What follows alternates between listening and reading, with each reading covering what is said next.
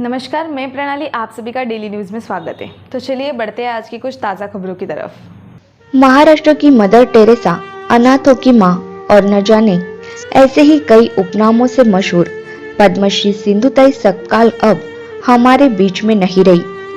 73 साल की उम्र में मंगलवार की रात में उन्हें दिल का दौरा पड़ा और वो इस दुनिया से रुखसत हो गई। सिंधुताई सेप्टिसीमिया नामक बीमारी से पीड़ित थी और पिछले 1.5 महीनों से पुणे के गैलेक्सी अस्पताल में उनका इलाज चल रहा था। सिंधुताई के निधन पर महाराष्ट्र के मुख्यमंत्री उद्धव ठाकरे से लेकर प्रधानमंत्री नरेंद्र मोदी तक सभी ने ट्वीट कर दुख जताया है।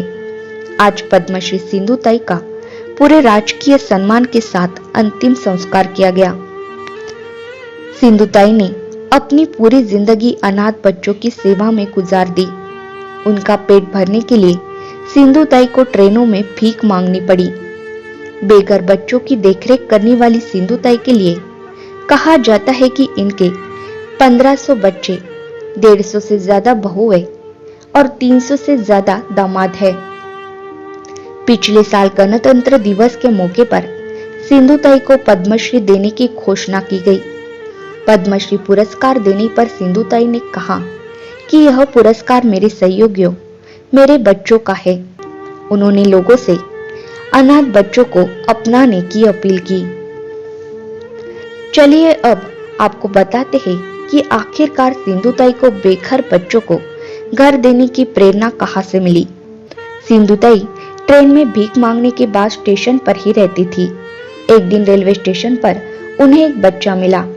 यहाँ से उन्हें बेसहारा बच्चों की सहायता करने की प्रेरणा मिली।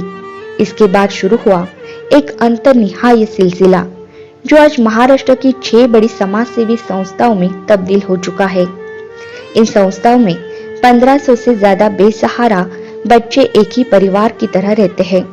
14 नवंबर 1948 को जन्म हुई सिंधुताई को 700 से ज्यादा सम्मान से नवाजा गया। सम्मान से उन्हें जो भी रकम मिली वो उन्होंने बच्चों के पालन पोषण के लिए खर्च कर दी।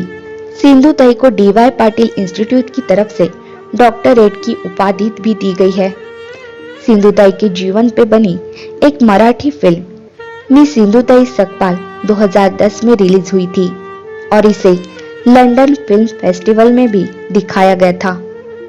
आज सिंधुताई भले ही हमारे बीच में ना हो, लेकिन उनका पूरा जीवन हम सबके लिए बड़े ही मिसाल की तरह है।